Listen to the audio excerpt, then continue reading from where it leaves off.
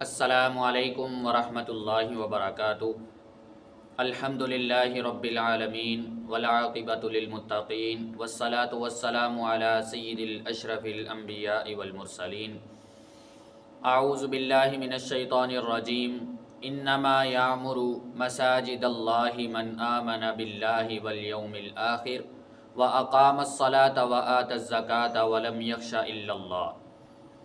اللہ رب العزت قرآن پاک میں جو لوگ مسجدیں آباد کرتے ہیں، مسجدوں کی دیکھ بھال کرتے ہیں، اللہ ان کی صفات بیان فرما رہے ہیں کہ انما یعمر مساجد اللہ من آمن باللہ۔ مسجدوں کو آباد کرنے والے وہی لوگ ہوتے ہیں کہ جن کا اللہ پر اور آخرت کے دن پر ایمان ہوتا ہے۔ اللہ پر ایمان لانے والے اللہ کے گھروں کی دیکھ بھال کرتے ہیں۔ نبی پاک صلی اللہ علیہ وسلم فرماتے ہیں کہ من بنا للہ مسجدا بنى اللہ لہ بیتا فی الجنہ، کہ جو بندہ اللہ کی رضا کے لیے دنیا میں اللہ کا گھر بناتا ہے، اللہ سے اجر و ثواب کی امید رکھتا ہے، اللہ ذوالجلال اس کے عوض اس کا جنت میں گھر بنا دیتے ہیں۔ یہاں پر انسان اپنا گھر بنانے کے لیے پوری عمر جو ہے وہ وقف کر دیتا ہے، کیا کچھ نہیں کرتا اپنا سکون حاصل کرنے کے لیے، لیکن اس گھر کی کوئی گارنٹی نہیں ہوتی کہ جب مرضی خدا نہ خواستہ اللہ کی طرف سے کوئی طوفان آ گیا، کوئی زلزلے کی شدت یا کوئی بھی اور مسئلہ، بنے بنائے گھر جو ہے وہ گر جاتے ہیں، چھتیں گر جاتی ہیں، دیواریں جو ہیں وہ کمزور پڑ کے پورا گھر جو ہے وہ زمین کی نظر ہو جاتا ہے، لیکن اس گھر کی گارنٹی ہے۔ اللہ ذوالجلال نے قیامت کے دن فرمایا کہ مومنوں کو ایسے گھر عطا کیے جائیں گے، ایسی جنت ہے کہ جس کے نیچے سے نہریں چلتی ہوں گی، خالدن فیہا۔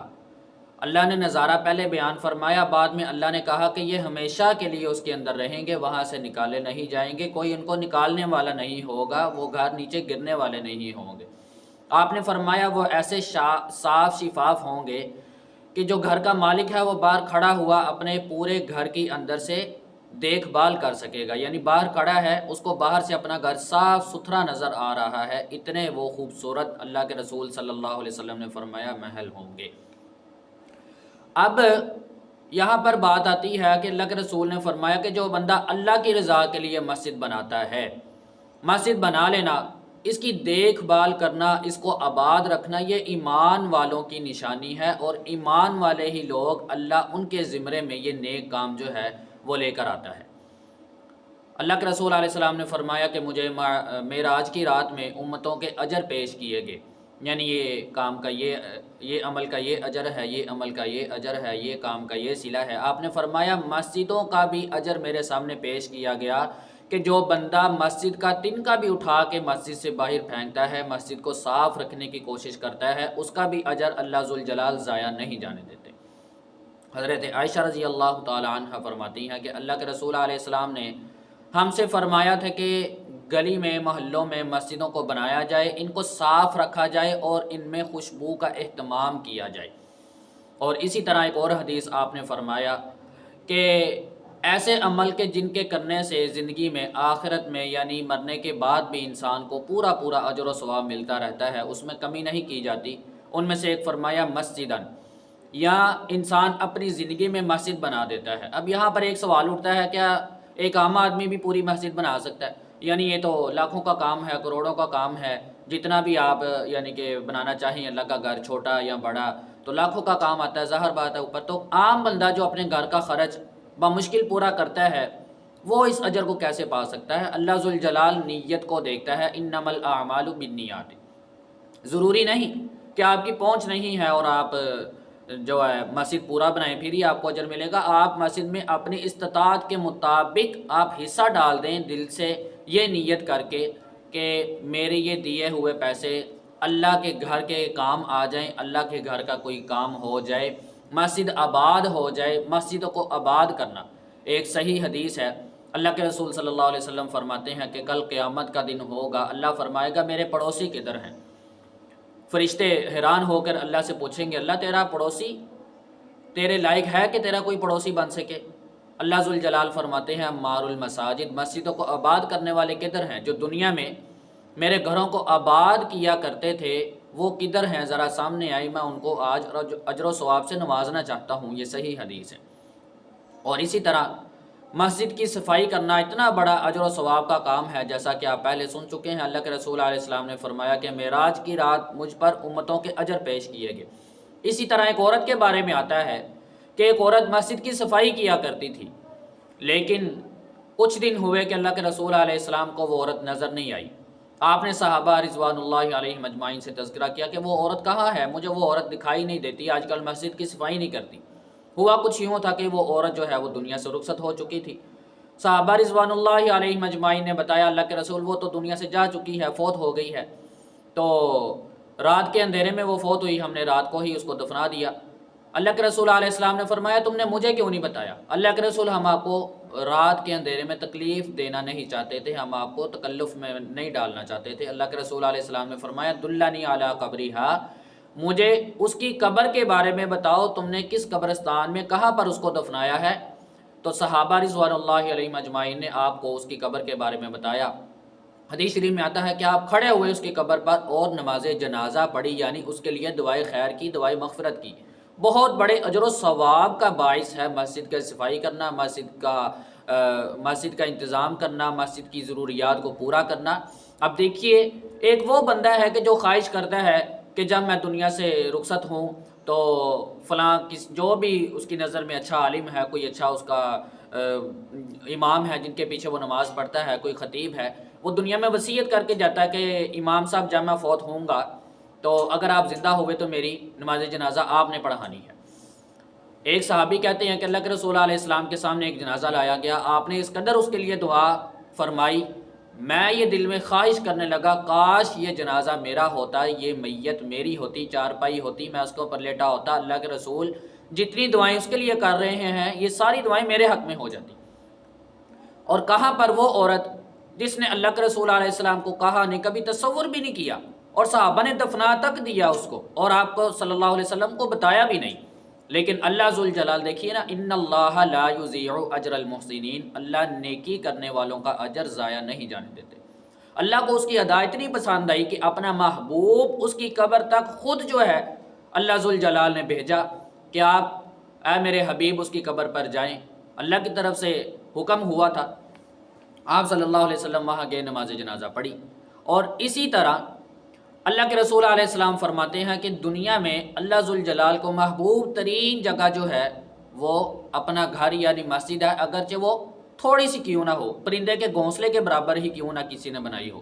اور فرمایا سب سے بری چیز سب اللہ کے نظر میں بازار ہیں، یعنی جہاں پر دنیا کی خرید و فروخت ہوتی ہے، دنیا کا بازار سرگرم ہوتا ہے۔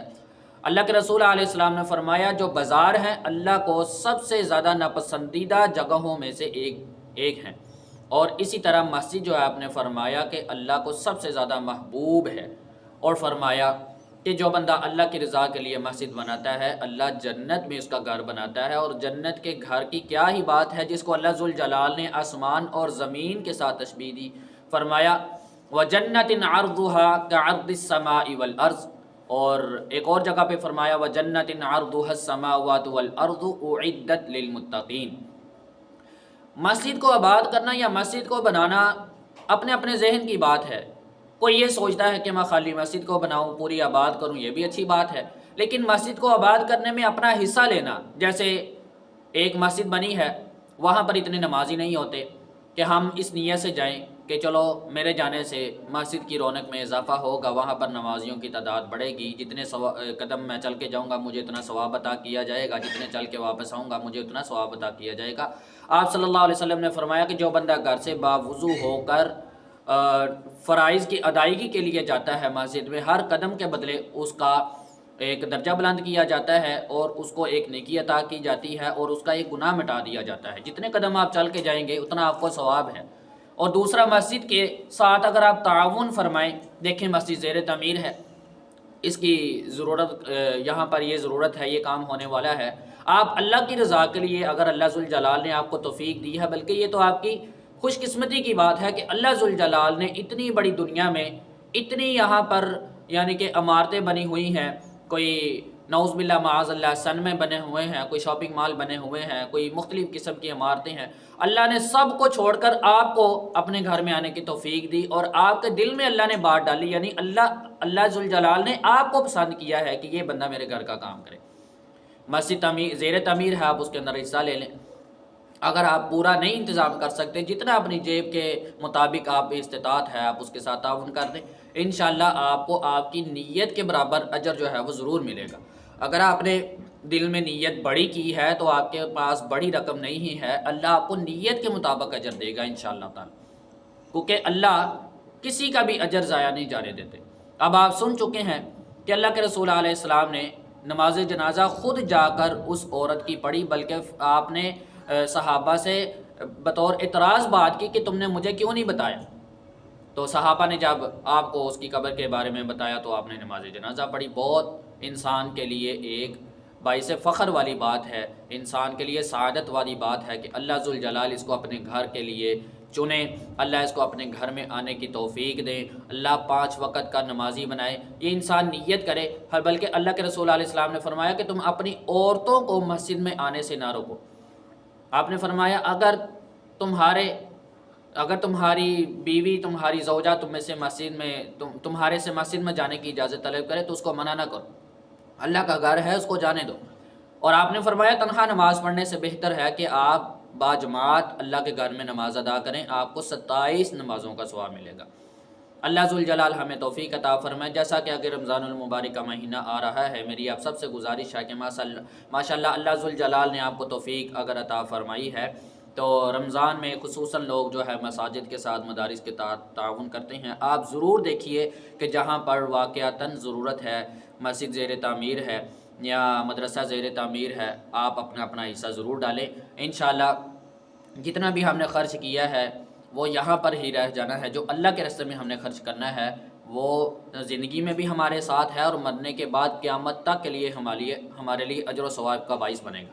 ہم مسجد بناتے ہیں، وہاں پر 5 ٹائم اذان ہوگی، اللہ اور اس کے رسول کی صدا بلند ہوگی، لوگ نماز پڑھیں گے، لوگ وضو کریں گے، انشاءاللہ آپ کو ایک ایک قطرے کے برابر بھی اللہ ذوالجلال آپ کا اجر ضائع نہیں جانے دیں گے۔ اللہ آپ کو، کوئی بندہ آ کے نماز پڑھتا ہے، وضو کرتا ہے اور وہ اللہ کا نام لیتا ہے، قرآن شریف کی تلاوت کر کے جاتا ہے، جو بھی نیکی وہ کر کے جائے گا آپ کو پورا حصہ ملے گا۔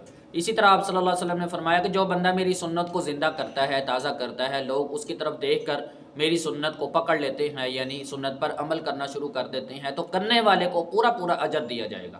اسی طرح فرمایا کہ جو بندہ کوئی گناہ کا کام کرتا ہے، اس کی طرف دیکھ کر دوسرے لوگ بھی گناہ کی طرف راغب ہوتے ہیں، گناہ کرتے ہیں، تو پہلا جو کرنے والا ہے اس کے اوپر پورے کا پورا ان لوگوں کا بوجھ بھی ہوگا۔